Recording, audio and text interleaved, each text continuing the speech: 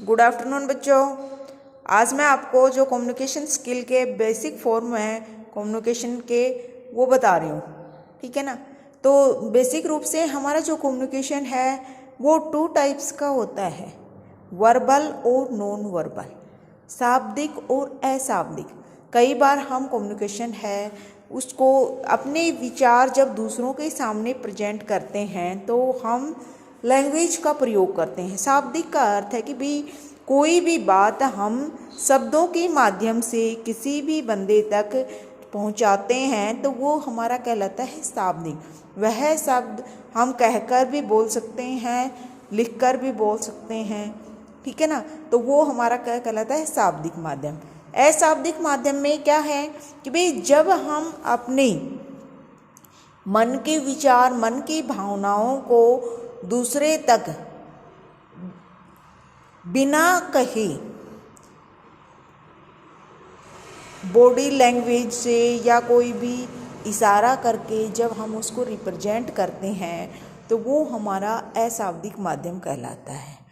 अब जो शाब्दिक माध्यम है उसके 2 फॉर्म होते हैं, मौखिक और लिखित।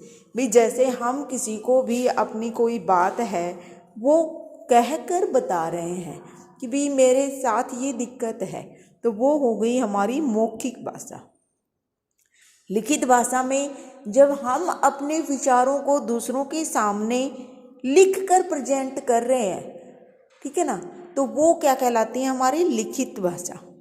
जैसे मान लो किसी के सामने हमें कुछ कहने की ज़रूरत है, कोई बात कहनी है लेकिन हमारी हिम्मत नहीं पड़ रही भी हम उस बात को कैसे बताएं, तो हम लिख के बता दें तो वो बात भाषा कहलाती है हमारी लिखित भाषा, ठीक है।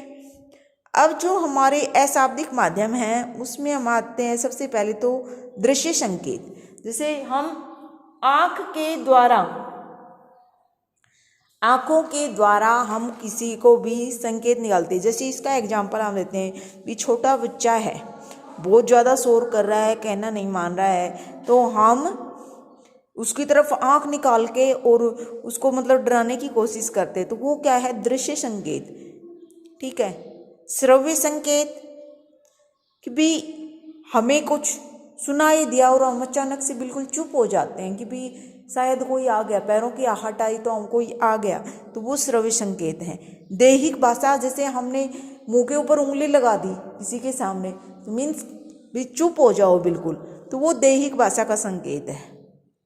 फिर भाषा कि भी हम इशारे में किसी को कुछ भी समझाएं, ठीक है ना, बिना मुंह से बोले हुए इशारे में किसी को कुछ भी समझाए तो वो हमारा भाषा कहलाता है। पार्श्व भाषा कि भी हम एक्शन करते हुए उसको इस तरह से रिएक्ट करें, मतलब उसको फीलिंग्स भी ऐसे दें कि वो अगला बंदा है वो इजीली समझ जाए, तो वो हमारा पार्श्व भाषा कहलाता है। अब ये दोनों ही जो हमारे शाब्दिक और अशाब्दिक, वर्बल और नॉन वर्बल मीडियम्स हैं, उनके दोनों के ही 2 मेथड्स हैं।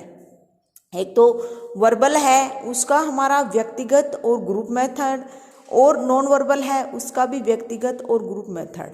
व्यक्तिगत में क्या होता है कि भाई हम जब अपनी कोई भी भाषा है उसको शब्द के, हमारा कोई भी विचार है उसको हम शब्द के माध्यम से, जब शब्द के माध्यम से हम उस विचार को दूसरे तक बोल कर, एक बंदा है दूसरा है तो उसको हम बोल कर बताएं तो वो तो व्यक्तिगत हो गया।